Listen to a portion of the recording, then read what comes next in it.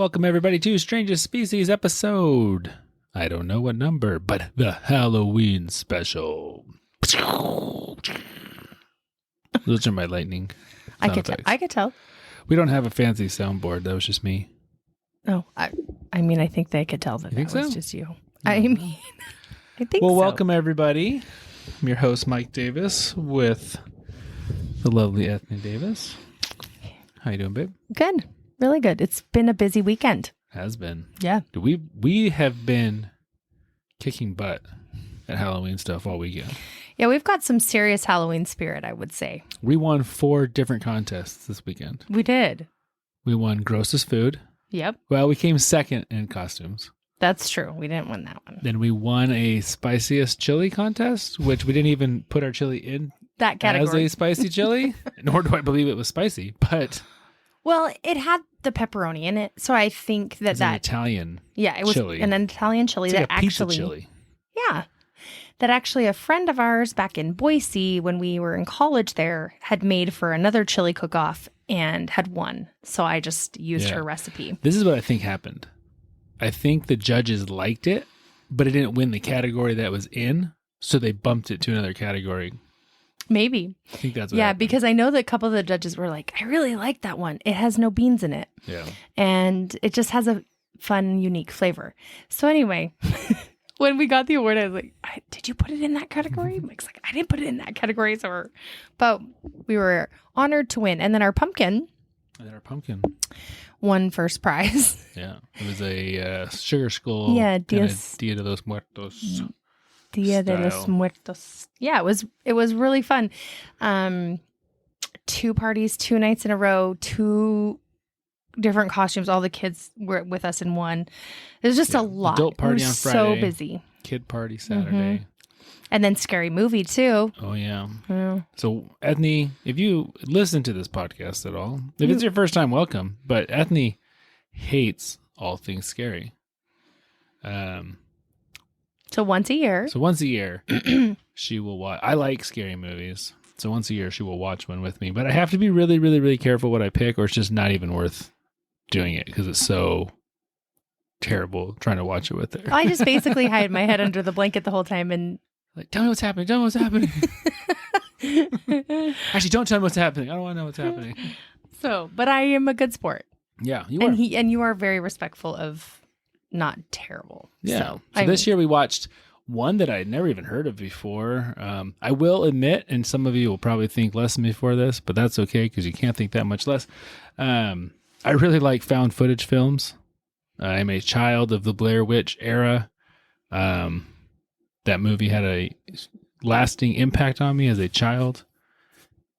And I enjoyed it. So I still like to find, even though most found footage films are very terrible, I enjoy them. I don't even remember the name, but it was in Korean. Donjeom Haunted Asylum. Yeah. It was Korean. So it was in subtitles. Subtitles, yeah. It was good. We had our friends come over. It was creepy. Taylor and Dion. And Dion gets a special shout out this week. Yeah, she did better than me. I'll admit it. She was way more brave. I had my head covered more often than she did. And she's been an avid listener from day one. Yeah. So she deserves a shout out. She does. I actually had stickers made maybe 6 weeks ago or so. Strangest Species stickers. And she is one of only 3 people in the world to have one. So she should feel real special. Yes, she should. Yeah, so that's what's going on around here. Mm-hmm. It's very abnormally cold. Very abnormally cold. It's weird. Supposed to go down to 20 tonight. Yeah, I'm not excited about trick-or-treating. For everyone else. In the cold. I mean, I love trick-or-treating, watching the kids. But for everyone else in the world, what's 20? Negative 6. Probably. I'm guessing. Negative 6? I don't know. Let me just see. Because I'm going to... I mean, you sound about right. But... that's my whole life. About right. Is that how you live your life? Yeah. You live in the about right category. So you're looking up that, huh? I mean, it's taken a minute. I don't know why it's sad day. So anyways, life's been busy but fun this weekend around here. And we are actually recording on Sunday night, but this episode will come out actually on Halloween. So today's episode is going to be our most Halloween themed of all that we've done so far. And then I'm kind of excited to get back to just whatever regular stuff. Yeah. So it's actually -9. Whoa. Yeah. Which Whoa. is for Spokane, it's rough. That's low. For October? Yeah. Definitely. Yeah. So, I mean, that's about as low as we Ever get. Yeah. So it's a little bit wild. Just the animals, water's freezing at night. I have to change it every day. Those kind of things. So, Yeah. But I do get to wear my old man sweaters, which I really appreciate. You do love those old man sweaters. Last year for Christmas, Ethney bought me 2 Goodwill. Oh, I hunted. Sweaters. Nope, we hunted. And they are awesome. They are. I can wear them till I'm 85. Like they'll be in style forever. Because they're not in style now, but someday I will grow into them being in style. You make your own style, hun. Thanks, Trey. I do. All right. Don't know if I'm nervous or not. Do you know what we're going to talk about? No. Well, get ready. So today's going to be a little different. The only thing you've ever alluded to when you first thought about or talked about like October kind of themes was you were going to talk about our house that we lived in several years ago when we were first married. And we still haven't talked about it. So right. I'm like, are you going to talk about that? But you don't usually allude to things. So I have no clue. Yeah. But that's the only thing we have a normal story like we always do. And it is kind of a creepy story, but it's going to be a little different this week where we're going to use this story to kind of springboard to these little side conversations about things that come up in the story, but that some of which you and I have had real life experience with. Ethney and I, and we'll talk about this here in a little bit, totally lived in a haunted house. Oh, yeah. It was so weird. I mean, I goof around all the time and try to tell her I'm trying to get our house now haunted. He wishes it was haunted. But it's very... I mean, I told her it could be haunted by like a dead maid and she clean. That'd be fine. I don't really care who the ghost is, but so far, no. I bought a piano. I didn't buy a piano. We got a piano from 1896. That's old. He really wanted that to be haunted. And it's sitting in our living room, and I thought, there's got to be some kind of spirit that comes with this thing. No. It doesn't play by itself. It doesn't, nothing. Thankfully. None of the kids even play it. It just sits there. No, the kids play it. It just make a bunch of noise. So that's what we're going to talk about. But we will get to that in a little bit. Okay. So we're going to start a story of a guy by the name of Christopher Case. Okay. We're going back to 1999. That's not that long ago. No. You were getting ready to graduate high school? Mm-hmm. I was just coming into high school? Not true. Very true. Very not true. What's not true about that? I don't know. I was a freshman. You were a senior. That's what's going on that year. Well, I graduated early and you did 3 years of kindergarten. So you're making me sound like I'm way older. But you did. You were a senior and I was a freshman. This is true. But we are closer in age than that. So this is 1999. Chris was I don't know how old he was. He was 30 something, but he was a music exec living in Seattle. And that was kind of his dream job. He was single, but he was a very fit guy. He was a very charismatic guy. Everyone loved him. And he wasn't like living the player life or anything like that. He was just single because his job was super busy.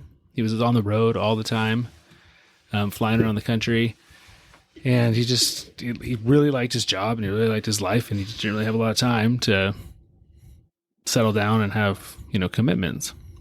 But one thing that Chris was really, really, really into was ancient music, especially ancient Egyptian music. Weird. I don't even know what that is. I don't either. But he knew what it was. I bet you your brother knows what that is. Maybe either one of them. And so one night he's on a business trip. He's down in San Francisco, and they're doing whatever you do. And then at night he was going out to dinner with a few of his colleagues and some other people. And so he's out for dinner, and this lady who's about 20 years older than him, so maybe like in her 50s, right, for all of the math whizzes out there. She's very beautiful. They start talking. And lo and behold, guess what her favorite thing in the world is? Old Egyptian music. Old Egyptian music. Whoa. And Chris can't believe this. I mean, think about it. If your like favorite thing in the world is something stupid like Norwegian breakdancing, and nobody ever knows what you're talking about, and then you're just randomly at dinner and someone else is like, "Oh my goodness, I love Norwegian breakdancing," like then you'd be like, "Yes, we're me too." Soulmates. And so they instantly hit it off. But for Chris, it was completely like platonic. Like he just loved that there was someone else out there who loved old Egyptian music. Cool. Yeah. And so he just had a blast talking with her all night and just, talking about their favorite Ramesses II albums and okay. Yeah. And as the night progresses, she obviously is more interested in him than he is in her. So she tells him, hey, we should get out of here together. You want to, go do something? You want to come back to my place? Whatever. And Chris is very like, no, like, appreciate it, but I've got to fly back to Seattle in the morning. Like, he just wasn't interested. And so she kind of keeps pressing throughout the night. He keeps saying no and no until right at the very end, as he's leaving, she presses one more time. He says no again. And then she completely like changes demeanor. Whoa. She gets super angry and she tells him, I'm a witch and I'm going to curse you and you're going to be dead within a week. Okay. That's about what he said, I think. Like, oh, yeah. I think I am dodging a bullet here. Like, good thing I said no. Yeah. Yeah. This sounds like a not fun evening. Okay. So he leaves, thinks like, wow, that lady's crazy. Yeah, I mean, yeah. Because... That's crazy. Have you ever been threatened by a witch before? Not to my knowledge. Yeah, I don't think I have either. But, anywho. So next, he goes back to hotel, goes to bed, wakes up, flies back home. Gets back home to Seattle. He calls up his best friend. Her name's Sammy. She lives on the East Coast. And just tells her, like, dude, you're not going to believe what happened to me last night. One, I found somebody who actually likes ancient Egyptian music, and we had a blast. And then she claimed to be a witch, cursed me, and told me I was going to be dead within a week. And they just kind of laugh about it, like, oh my goodness, that is a absolutely terrifying and funny story. And kind of crazy. And a lot of crazy. Yeah. In my book. Mm-hmm. I mean, if you only think it's kind of crazy, I'm curious to know what your life's like. Okay. So, everything's normal on the 12th. But on the 13th, things start getting a little weird. Okay. You ready? I'm ready. You sure? I mean, I don't know. So he lays down to go to bed. Now he lives by himself. Mm-hmm. He's got no pets. He's got no roommates. He's got no nothing. As he's lying in bed, he hears whispers in his kitchen. Someone whispering. I love your sound effects. Thank They're you. just so great. That was me again, folks, if you couldn't tell. No fancy soundboard. And so he hears this whispering in his kitchen, and he thinks, I mean, what's the first thing you think when you hear voices in your house? Creepy? Definitely creepy, but you probably think, you think there's someone dead in your house that's like a ghost, or you think there's someone broke in your house? I wouldn't even think either of those things. No? Well, I mean, we have a whole family. I guess if I live by in myself. our house, yes, you would assume it's a child. Yeah. Right. If I live by myself. Yeah. But maybe I think I was like hearing a neighbor. I mean, I guess it depends on where I lived. Like, do I have a duplex or. Right. If I'm in my own home, though, with no possible neighbors, I don't know. I mean, my first thought would be like. Someone Someone is in my house. Well, sure. Okay. Yeah. Especially if I live in Seattle. I'd be like, there's a homeless person in my house. Yeah, I guess. I have a new roommate. Yeah. Yeah. So anyways, so that's where our story is. Chris hears his whispers in the kitchen. So we're going to take a little side note. Back to 2006. Okay. 7. Somewhere in there. To our first house. Mm-hmm. Now, Ethney, tell us a little bit about our house. So in aspect of the hauntedness, right? Yes, but just kind of give us a general rundown. I mean, it's an of old the house. Okay, it's an old military home. Mm-hmm. Probably built in the 40s or 50s. Mm-hmm. I believe I don't have no idea what letter of house it was, but we would enter usually from the back. We never really entered from the front because we pull into the garage. So we had a carport. And it was fascinating because the house sat perpendicular to the road. Yeah, it did sit perpendicular. So you would see the side of the house when you pulled up to it. Yeah, it was a very strange layout. Very dark. Mm-hmm. Like the property itself was very dark. Very dark. Uh-huh. Now, we were super poor. We were both in school. Mm-hmm. So we really didn't have anything. Like we had very few possessions in the house. Right. So it was a 2-bedroom. It had a basement. Yeah. So it was a 1-story with 2 bedrooms, and then it had a basement. Mm-hmm. Do you remember the room under the stairs? Mm-hmm. Oh, the carpet room? Carpet room. Okay, this room is crazy, you guys. This tiny little weird room off the main basement room that is literally lined floor to ceiling with carpet samples of all different sizes, colors, shapes. I mean, it's just weird. Yeah. Now, what did we do with that room? We put a futon, I think, in there, or some sort of sitting thing. Yeah, we put that little wicker couch thing, and we put our TV in there. And we put our TV in there. Now, we had no money, we had no cable, we had no anything. So the only thing that we could watch TV-wise was movies, DVDs. Mm-hmm. Yeah. Yeah. And this is pre-streaming sticks and Rokus and smart TVs and things like that. Mm-hmm. So the only thing in our house to watch would have been physical DVDs that we had. Mm-hmm. Now, our life at that time was so busy. We were both in school and we were both working. Mm-hmm. Now, it was kind of a interesting time in life, or the way that it was set up. So we worked and went to school about a block from each other, mm-hmm. but it was probably about a half hour from the house, 40 minutes from the house. Mm-hmm. So we'd get up, we'd leave together at like 7 a.m. I would drop you off at school. Mm-hmm. You would go to school. I would be there. I would drive across the street. I worked at an elementary school. Mm-hmm. So I would be at the elementary school all day. Then I would go over and go to class all night. And I'd be working. And then you would work on campus at the night. lab. And then we would go home at like 9 o'clock at night or so. Mm-hmm. That was every day. So we weren't at the house ever. Not much. Throughout the day. Except on the weekends. Right. Yeah. Mm-hmm. It was a pretty empty house because we didn't own a lot of things. Right. And you would come in the back door into the kitchen, and the stairs to the basement were right there. Right there, yep. Now, I always had a weird vibe with the house.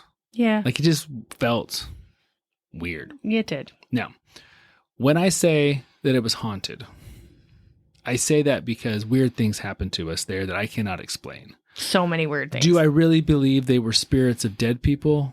No, not necessarily. Let's give some examples. Right. So I just want to, I guess, for this whole episode, set the context of kind of where I'm at least mentally, and you can too if you want. Do I believe there is more than just this life from a spiritual perspective? Yes. Do I think that dead people hang out and can like haunt in the traditional sense? Probably not. Would it be cool? Yes.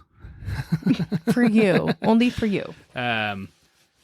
Could there be something metaphysical that we just don't understand yet in various realms or various? Sure. Like, if you show someone from the 1800s your cell phone, they go, oh my goodness, you're a witch, black magic. Well, no, it's just science. They just don't understand it, right? So there could definitely be things out there we just don't understand yet, how the universe works, whatever. So here's some examples with this house.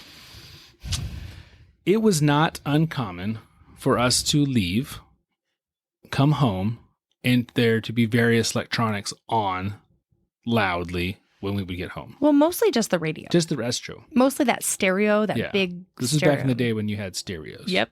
With like a CD player on top. Yep.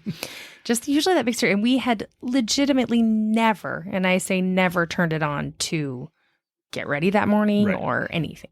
So that was weird. That was super weird. Was it like, oh my goodness, we're haunted? No, but just like, that's very just strange. And it's a little unnerving when you walk home, especially when you're coming up to your door and you're like, what's that noise? Yeah. And you go in and the radio, and it wasn't just like on, it was on loud. Mm-hmm. It's like there was a ghost party happening in our house. A ghost party. Yeah. Yeah. You can tell them about the... I got 3 experiences. Yeah. Okay. So Ethney and I had a bedroom, and then there was another bedroom, like I said, on the first floor. Just across the hall. Yeah. That we didn't really use for anything because we had no room for it or need for it, right? Mm-hmm. And there was one night. We had a spare bed in there, though. Right. We had no kids or anything at the time, though. Mm-hmm. No pets. No nothing. Mm. There was one night where we were woken up by an alarm clock going off in the spare bedroom. Mm-hmm. And it confused both of us. Like, we were so confused. Yeah. Like, what's that noise even? Like, I think that's an alarm clock. Again, older times, no smartphones, an actual, like an actual clock. little alarm clock. So I got up and I went in there to turn it off. And here's the crazy thing was the alarm wasn't even set. Yeah. Like the dial was on, off. Yeah. Was set to off. So to turn the alarm, I even had to stop and think like, well, how do you turn an alarm off that's already off? So I had to flip it on and then flip it back off. And it worked. To shut it off. So that was just thinking about it. I'm like, just unnerving, Again, yeah. Do I think there was like a dead person in our other room turning on the alarm? No. Is it a possibility? Sure. Would I put my money on that's what was happening? Probably not. But those are the same kind of things that happen in traditional like ghost stories, right? Mm-hmm. And it was just weird. Just weird.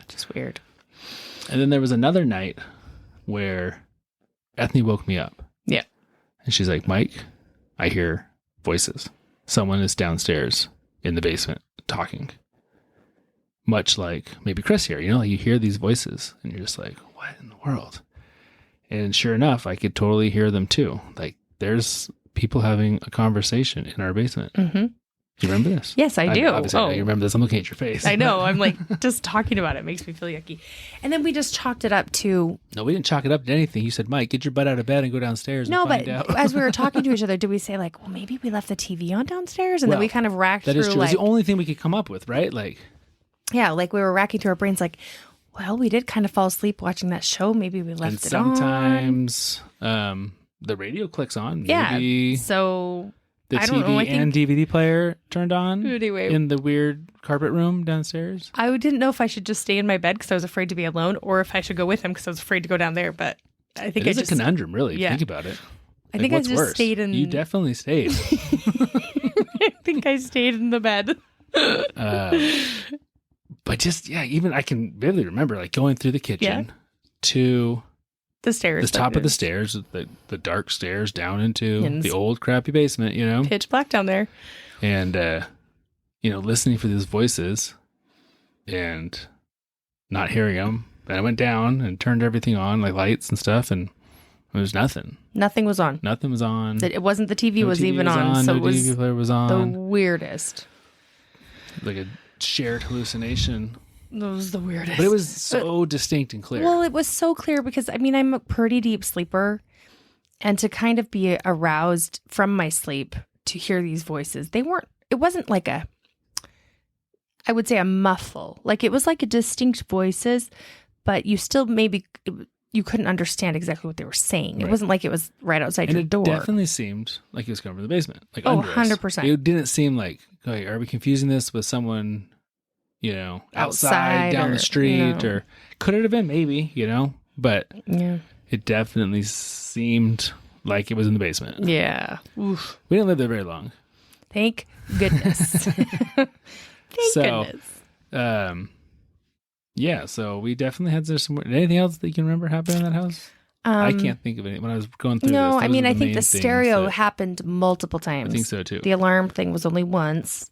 And the voice thing was only once, but the stereo did happen. But just coming home at night, you'd park the car. Really, it was an external carport. It wasn't an attached garage or anything. And then just walking through the backyard, like the windows just felt like it's always felt someone was watching you. It was just weird. Like, and I'm not that person, that normally. Just when you talk about it, I feel these things. I care about these things. So, anyways, this is what Chris was going through, kind of too. Okay, so Chris hears whispering. He hears these whispers in his kitchen. And so he gets up, and he kind of goes into the kitchen, and it's silent. Like there's no one there. But now he hears these same whispers coming from his laundry room. So he's like, So he goes and checks that, flips on the lights, and everything's quiet. But then out of the corner of his eye, he sees this like shadowy figure dart by. Like...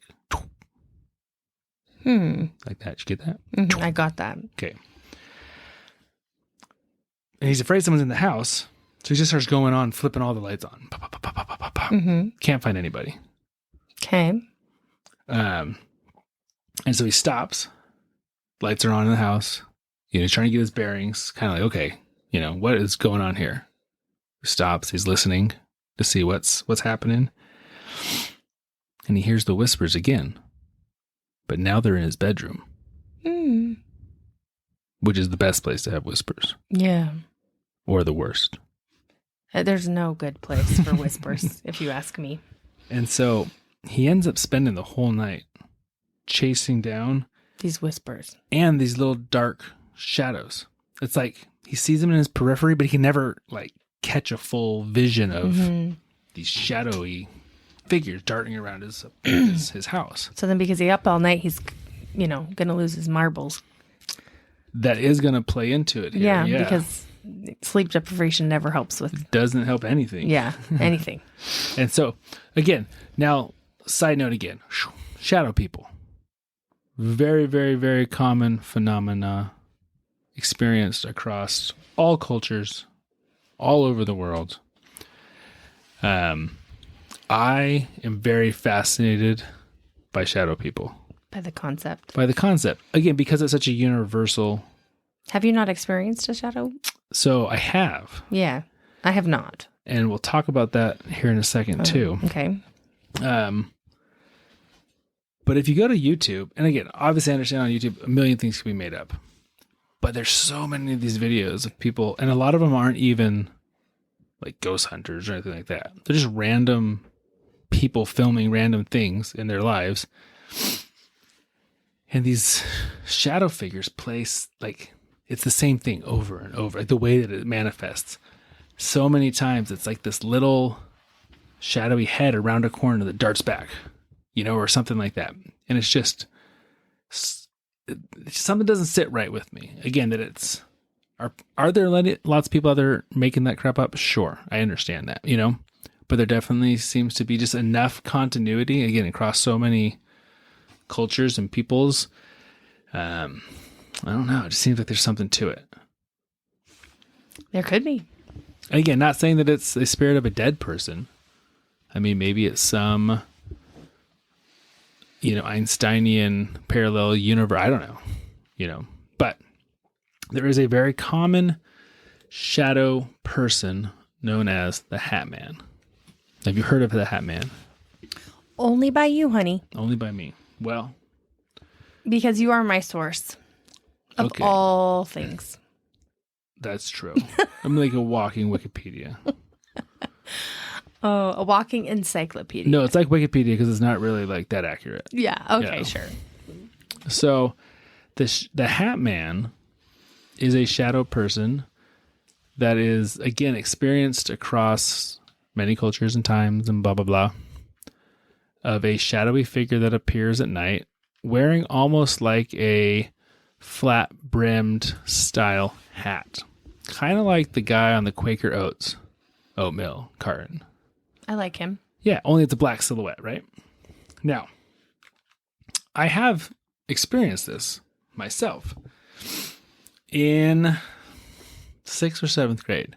Now, I didn't know what the Hat Man was back then. I had no concept of him. But I remember waking up in the middle of the night and being totally frozen. I couldn't move. And looking out at my bedroom door. And there was this tall, 7, 8 foot. I mean, what are doors? 8 feet tall?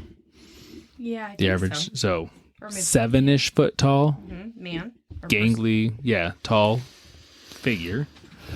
Totally featureless, just like a shadow. With this flat-brimmed hat, just standing there. It terrified the crap out of me. But I couldn't move. I couldn't do anything. And I just sat there staring at him.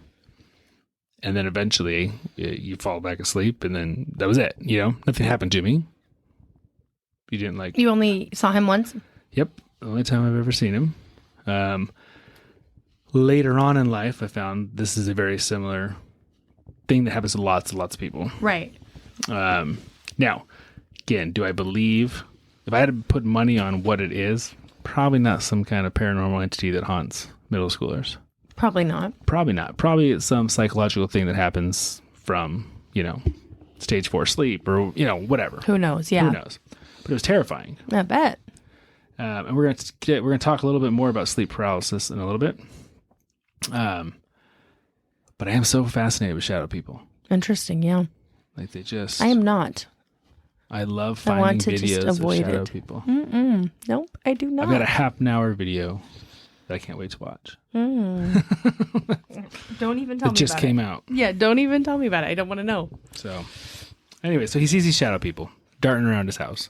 Can't find them, though, which is very par of the course for those little punks. So the next morning, it's now the 14th of April. First thing he does is he calls Sammy and tells her about the night. Now, Sammy believes him, but thinks like this is way out of character for Chris. Like, this is just bizarre. Right. Whatever going on, I don't know if I believe he believes what's happening, but I don't really, like, something's off here. He's not a drug user. He's not those things. So the next night, or I guess that night, the night of the 14th, the same thing happens, but even more vividly. As far as voices are back again, shadow people are darting all over the house. So on the morning of the 15th, there are reports, and we know all this stuff from police reports, that he calls some other friends, and he tells them the same thing he told Sammy the day before. Like this. So now he's got 2 nights of being up. Why doesn't he have like somebody come over and spend the night with him? It's a good question. I don't know. It's a legit question, Ethney. I mean, that's the first thing I would do. Not be in my house alone. Yeah. Yeah. Well. Or not be in my house at all. You know? Yeah. Well, we're going to kind of get to that point. Okay. So that night, he goes to bed, which you wouldn't do. Mm-mm. You'd be gone. Yep. But he goes to bed. Okay. But he's super stressed out because, he spent the hasn't last slept 2 for 2 nights nights. chasing dark, shadowy figures And whispers. around his house Oh my gosh. with all the lights on because This is- some hot 50-year-old witch cursed him because he didn't want to go on a date with her. Okay. And by date, yeah. Yeah. Okay. And so this time in the middle of the night, he finally falls asleep, though, because it's been 2 days without sleep. This poor guy. So he wakes up in the middle of the night by the voice again. But The whispers. The whispers. Okay. But he's paralyzed. He can't move. Oh my. So he's lying in bed. He's just stuck. He hears this voice, though. Guess where he hears the voice from? His bedroom. Well, so it's in his living room. He Okay. hears it out there. He wants to get up. He wants to go check it out, but he can't. Okay. Then it stops. So he's lying there, terrified, frozen, trying to figure out what's going on. And then the whispering starts up again, this time in his closet. Okay. Now he's more terrified, Well, still frozen. Okay. Yeah. Closets are traditionally terrifying places. I mean, yeah. We tried to lose one of our children in a closet once. We didn't try. We did. think, yeah, that was terrifying. It was. Oof, that was we had so. a Narnia moment where he slipped into like another world. Well, actually, I think he fell asleep. Me too. But we even checked, like I checked our closet. Mike checked our closet. We had the whole neighborhood looking for him. It was actually It terrible. was like a half an hour. Police were about to be called. Yeah. Yep. We were How old was Zogsy then? Like 3? 3. Yeah. Mm-hmm. Could not find this child anywhere. Like we were to the point where like something bad has happened to him because we were calling, neighbors were looking, multiple sets of neighbors were at our house looking for him. I was looking off of balconies, like into the tops of bushes. Did he fall off I mean, literally, Even like I was thinking like a bucket that he had found and fell into, or I mean, it was terrible. It's terrifying. And both Ethney and I had checked our closet, and then lo and behold, he comes running out of our bedroom like a half an hour later. Almost like a shadow person, like straight across this That's place true. into the bedroom's down we were there. downstairs. We and he were just went hollering his darting name across again. the hallway. And I was like, wait a second. Was that him? And I came running up the stairs. I think I cried. Yeah. I mean, I think I just was so relieved. But I kept saying, where were you? Where were you? And he just kind of looked like blankly. Like maybe like almost like someone who had just woken up from a nap. But at the time, I didn't know that look because, you know, at 3-year-olds, he was kind of not really napping anymore. But I think he thought maybe hiding at first was funny. And then his little body just realized, oh, I'm kind of tired and it's dark and cozy and I'm just going to fall asleep here. And that's why he didn't respond. I mean, it's not really his thing to be, you know, malicious like that. So, or he got transported to another dimension. Or he was in Narnia. Yeah, and had some like Turkish that. delight and, you know. Convinced the witch I'm glad that he he came needed back. to leave. Yeah. He's a pretty cool little guy. He is cool. So, Chris, also cool guy, but he hears his voice in his closet. Paralyzed, terrified, stops. So he's freaking out again. It starts back up again. The voice. This time it's under his bed. Like, this is straight out of every horror movie and child's nightmare. Yeah. I really don't want our kids listening to this one. Luckily, they're fairly apathetic about it. There's only one of them that listens. I know, but religiously, and it won't bother him any. Okay, it's bothering me. So, he wants to run. He wants to scream. He wants to do anything. He wants to get away from this voice that's right underneath his bed. But he can't. And then this large figure rises up from under the bed. And it reaches out. No. And it grabs his throat. And it starts choking him. And are you being serious? Yeah. He's trying to fight, but he can't. And this figure literally lifts him up by his neck and throws him back onto the bed and then disappears.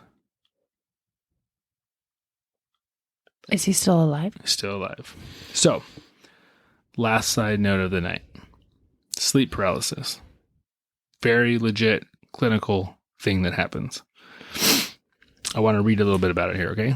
Okay. Because it very fits what Chris is experiencing here. But also not. Okay. Okay. Sleep paralysis is a phenomenon in which a person temporarily experiences a sense of being unable to move or speak while falling asleep or waking up. It can be a frightening and unsettling experience because it often accompanies vivid hallucinations and a feeling of pressure on the chest. Sleep paralysis is not uncommon, and most people will experience it at least once in their lives. Now, I would put money on that my shadow man was some form of sleep paralysis. Right. I've never. That you're paralyzed. You see these figures, these hallucinations. Terrifying, but probably not real. Yeah. I've never had it to my knowledge. Hopefully you don't. Yeah. Now, there are some people who very, very chronically deal with it. Oof, that would be hard. Yes. And we're going to get to the worst part of it here in a second. Mm-hmm. So, well, whatever. That's kind of what it is. There is a very specific kind of sleep paralysis called, sorry, I'm flipping my page here, old hag syndrome. Have you ever heard of it? No. Can you guess maybe what it is? You see an old hag. You literally see a disgusting, like, disfigured old hag choking you. Like, she sits on your chest and chokes you. Oof. Can you imagine waking up to that? That's terrifying. Yeah. And this isn't a paranormal thing. This is a like clinical psychological thing that happens to people. Now, why in the world does our mind do this? And again, it is across all spectrums, people's colors, races, creeds, nationalities, poverty levels.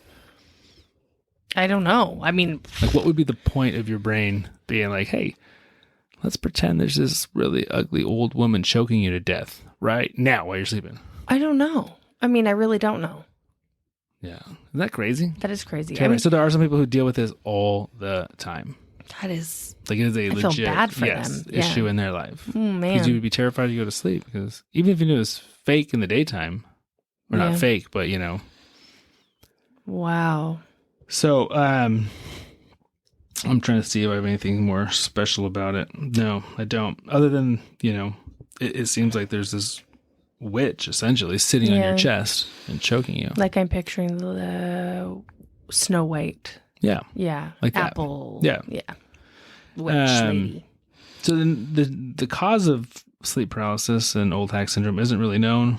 They think it's just kind of a disruption in sleep cycles, but gosh, I mean, yes. Then you would think that every like new mother with new baby would have. I mean, you're interrupted on your sleep cycles for the next decade of your life. Maybe then you're like so interrupted that your body just can't even like get to that point. Yeah, maybe. I don't even know. So it's a real thing. And obviously it sounds very similar to what Chris was experiencing in that moment. Mm-hmm. Being paralyzed, seeing this dark figure, feeling like you're being choked. The voices, though, in him running around his apartment, that doesn't seem like a sleep paralysis thing at all. It doesn't. Yeah. So, So anyways, he ends up falling back asleep. As, like I said, when I had my experience, it was terrifying, but it's just kind of like part of sleeping. And well, it was like a dream almost. Right. And then you kind of just went back to sleep. And then the next time you woke up again, you've forgotten it. Even if you don't forget it. Or you had it's gone. Right. So after 2 days of not sleeping and going through all that crap, he just kind of exhaustedly falls back asleep. So in the morning he wakes up and he's like, oh my goodness, like that was crazy. Did that happen? Mm-hmm. But he finds that his sheets are like covered in blood. There's like streaks, of blood all over his sheets. And his fingers are sore. And he looks down, and on the tip of each finger on the pad is a little incision, like someone's cut each fingertip. And that's where all the blood is from. Weird. Yeah. And his neck is very sore, as if he really had been choked. So now he's terrified. Like, what in the world is happening to me? Oh my gosh. I would have checked myself in. Yeah. So he goes to a local like religious bookstore and is like, I need to buy everything I can on witchcraft, the occult, That's how to not protect good yourself. Enough. Nope. You don't sleep in your house. You don't go back to your house, dude. Well, you should have told him these things. Where were you? I mean, in 1999? The books are great. Take your books to your buddy's house. It's true. I would definitely not go back to my house by and myself. Sleep in your buddy's bed. I mean, even if you have to be the little spoon, you just do it. The little spoon would be way more safe feeling. Yeah, that's what I mean. Yeah. Yeah, no, it's a good point. I mean, I can't imagine half of that and still going back to your house. Going back and signing up for more. So the first day we bought this house, which has never, like I said, been haunted in the slightest. There are a lot of new noises, though. Yeah, there's always new noises. Yeah. And so we bought this house. It's a big house. It's an older house. And I came over the night we bought it by myself, and I stayed here by myself that night. I don't know if I stayed the whole night, but I was here late working on taking down some old shelves and stuff because we were going to convert this room into a room for one of our kids. It was like a big storage room, or actually, whatever. It was a storage room for the other people. So I was taking down all these shelves that were on the walls. And I was by myself, and again, like just weird noises. And I heard the whole night, you could hear like this, that really stereotypical, scary swing set sound. Yep, like, squeaky. Yeah, and there's no swing set here. There's no swing set next door. There's no swing set anywhere. We've got like a 1.5 acres, so there's not even anyone close enough really to hear. Mm-hmm. And this is the whole night. I'm like, oh my goodness, like what is that noise? Not scared by any means, but just like, what is this? I'm glad you were here, not me. And so I finally went outside and hunted it down, and it's just our gas meter. It's like super old. It still does it squeaks. to this day. Yeah. Mm-hmm. And actually, it's only when the gas is on, when the heat's on. Winter, mostly. But the little boys actually were outside. And today? No, it was like 2 days ago. And they're like, there's a squeaking noise. It was the two littlest. And because he's like, I was thinking about clowns. He didn't like the invasion of the clown. Yeah, he did not. He actually came up to me today. He's like, Dad, when you record, it has to be so scary, like scarier than the invasion of the clown. That was the scariest one. He's 7, so. Anyway, he was legit scared of that sound. Yeah. I explained it to him. He's like, oh, okay. So it still does it. I've called the gas company. Yeah, they don't seem to care. They don't seem to care at all. So we just get the squeak. We get the squeak, but it does sound like that, like straight out Totally. of that, like a horror movie. I'm so glad you were here and not me. So, excuse me. So he goes and he buys all these books, and he comes home and he goes around his whole house and Put salt. salt. kidding. No, literally he does. Oh, he really does. Around every baseboard around the whole house.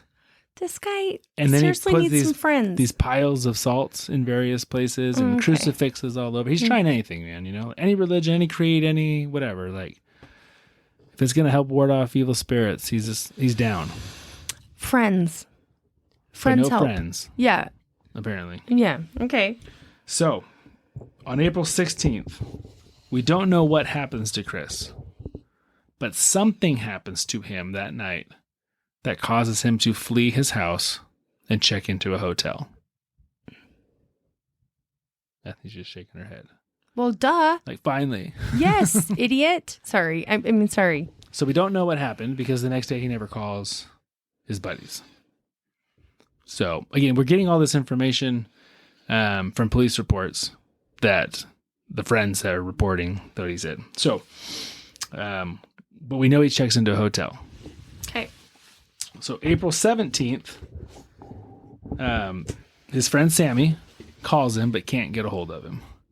And she's very worried because he's been really talking about this crazy things happening and erratic and blah, blah, blah.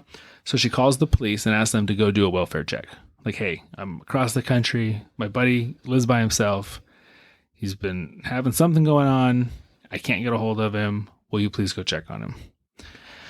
So the police, because it's Seattle, and this is what they do as a police force. I don't know. I'm just kidding.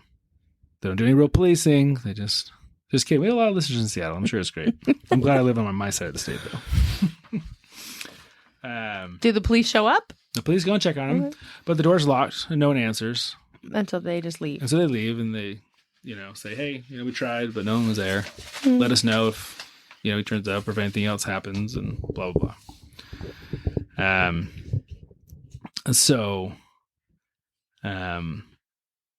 So later that same day, Sammy gets home from work, the one who called the police for the police. And she has a voicemail from Chris. Now, again, you have to remember this is 1999. When I say a voicemail, probably means on an answering machine. Not a cell phone. I guess so. At her house, the little tape. So she has this, and it's Chris, and she says he doesn't sound scared anymore, but rather just utterly defeated. Like he's just given up. And he tells her that these entities are going to kill him and that it's over, and there's nothing he can do. So she is super terrified for him. She's trying to get a hold of him. Again, she's lived across the country. Technology was not as simple as it is today. She can't get a hold of him. So the next morning, Chris doesn't show up for work. And so when Sammy finds out, she calls the police again. And she says, look, he said he's not going to make it. He didn't show up for work. Will you please, please, please go back and check on him again? So the police go back. This time they show up. And the door is unlocked to the house. So they go on in and they find just the craziest scene straight out of like a horror movie. As far as, again, piles of salt everywhere, salt around every door, candles burnt down, to the end, crucifixes everywhere, these little crumpled up pieces of paper with notes left around to try to ward off evil spirits. And they call for Chris. They can't find him. Well, no one answers. So they start, looking around the house, and the whole house is this way. Just over the top, done up. Eventually they come to the bathroom and they find Chris in the bathtub. Candles all around the bathtub, burnt out. Kind of religious paraphernalia around. And he's fully clothed. He's huddled up like in a ball, like holding his knees, and he's dead. There's no visible sign of injuries. So an autopsy's done, and it's ruled that he died of a heart attack. But obviously his friends and family are like, this is super not something doesn't add up here. You know, like he's been telling us about these ghosts or these, I mean, not ghosts, but, you know, these entities and these voices. And he told us they were going to kill him and there's a switch and blah, blah, blah, blah. But, I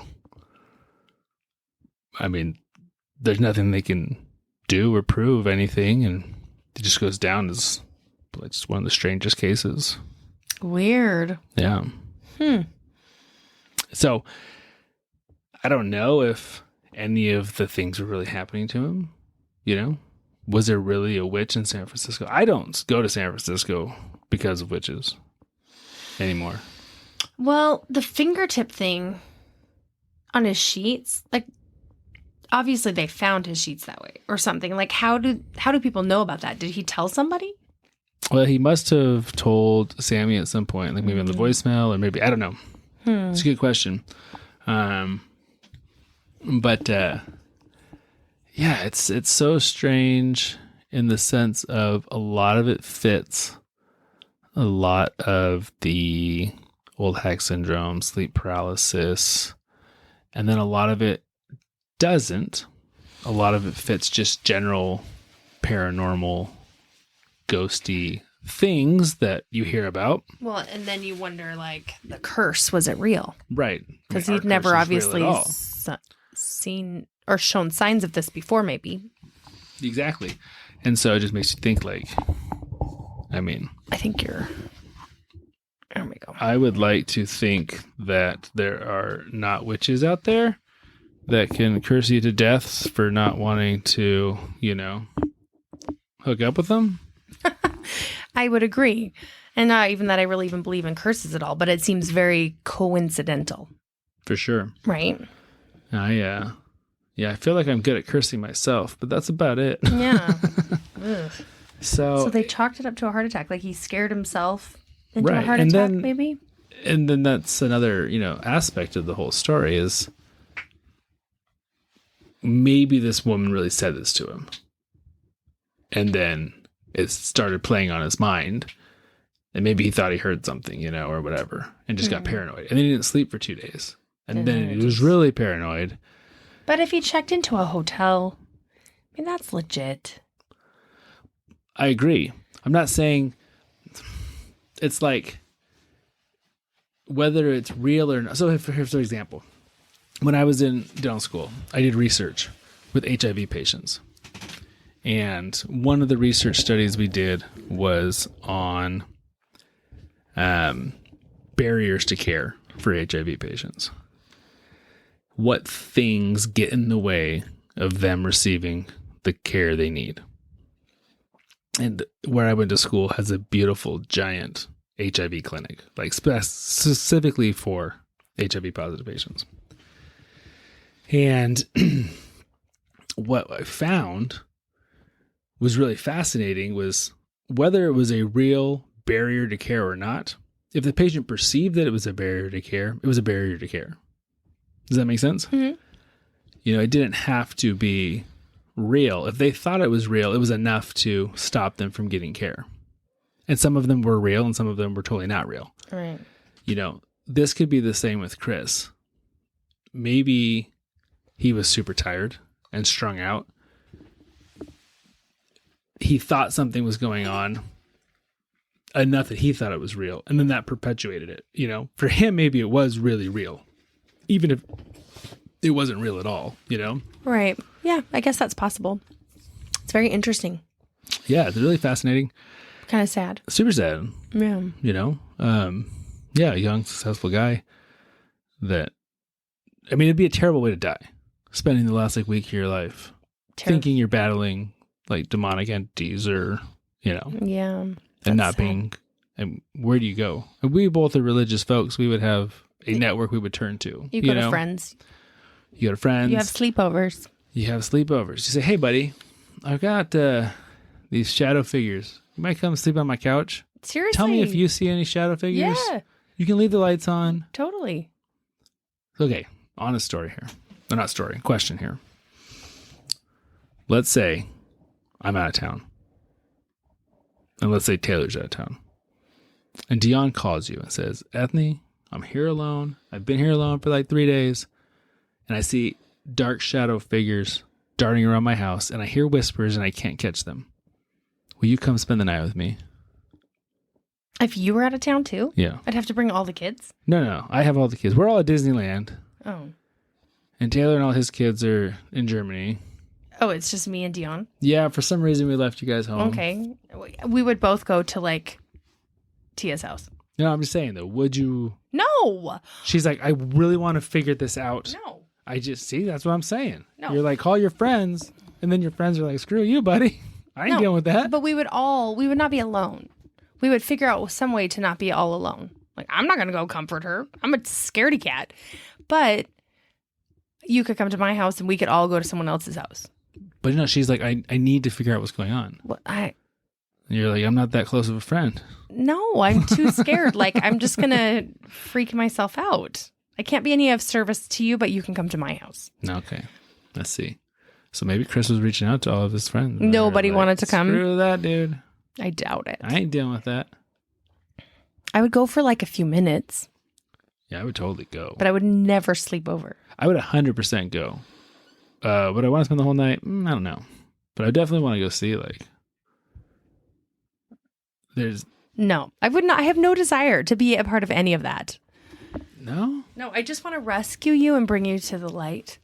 I think again, I wouldn't go with the mindset of, I think you have a ghost in your house. I would think there's something going on. Let's try to figure out what it is, you know? Nope, not me. And then if I start seeing shadowy figures, then I might be like, all right, it's time to go, buddy. Like, Nope. Let's not figure this out anymore. Not me. I don't want to figure it out at all. Just, no. Well, Chris wanted to figure it out, I guess. Poor guy. Yeah. Yeah. I mean, I don't know what happened. You know, yeah, it's just weird. It's one of those stories that it's kind of bothersome because you're like, okay, so what happened that finally was enough that you took off and left the house? Yeah. And then You why know, did you the come night back before again? you had your fingers cut? Well, he checked into a hotel, but then they found him in his own home That's again. true. So you're like, why are you going back? I feel like at that point, You needed to perform the you've ritual. obviously lost your ability for rational thinking. Yeah, you've kind of lost enough of a grasp on reality. Yeah. Yeah. Like, and maybe it's a compilation of staying up those other, you know what I mean? Like, who knows what the answers are to that. But anyway, it's just sad. Yeah. Yeah. It's one of those things. Well, And then that last night, again, same thing, you know, like even more. whether it's real or not, or if it's just real in your head, like what are you going through? You know? And to do it alone, it's Yeah. terrible. It is terrible. It's really sad. It is sad. So, moral of the story, don't, anger witches who are trying to go on dates with you. Moral of the story is don't be alone. But kind of be alone if a witch wants to go out with you. Well, I guess that's true. But then don't be alone when Right, the when shadowy they curse figures you. start showing up. Right. When they curse you, don't be alone. Yeah, man. And don't go to San Francisco. That's true. Lots of life lessons. So, Oh, dear. well, cool. Well, everyone have a wonderful Halloween. We'll be back next week with, I don't know what. I've got lots of topics lined up. I just don't know which one we'll do yet. But they'll be back to more normal ones. Can I tell a funny caveat real quick before we go? Sure. So Whatever you want. in our Your group podcast. family text, my brother is talking about a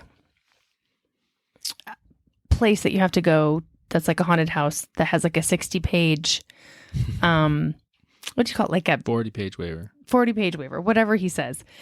And we're all joking because many of the people in our family listen to the podcast. They're like, yeah, we already know about this. And he's like, oh, somebody at the cable park told me about it. And we're like, no, Mike and Ethney told everybody about it in the podcast. He's like, oh, I didn't listen to the podcast. It's like, well, maybe your buddy at the cable park listened to your podcast or our podcast. So it was just funny because we sent him the link for it. And maybe, just maybe, he'll listen to it and feel, all the wiser. Well, he would definitely be all the wiser because Yeah. it's like the best thing ever to listen to. That's true. But that was one of our Halloween ones. Yeah. Yeah, It just was a couple weeks ago. How to Make a Ghost. How to Make a Ghost. No, it wasn't, was it? Yeah. It was about the Philip experiment. We started off talking about McCamey Manor. Oh, that's right. And you didn't know if you, I had enough info on it. So, anyway. So cool. Well, if you want to get a hold of us, again, you can always reach out. strangestspecies@gmail.com or Instagram or Facebook, all the things. And please share, tell all your friends. I think, like I said, we're in like 32 countries or 33 countries now. So there's a lot of people out there who, if you're the one person in Russia or the one person in the Netherlands, you got some work to do to tell everybody. So everyone have a wonderful night, and we will be back next week. All right. See you later. Good night.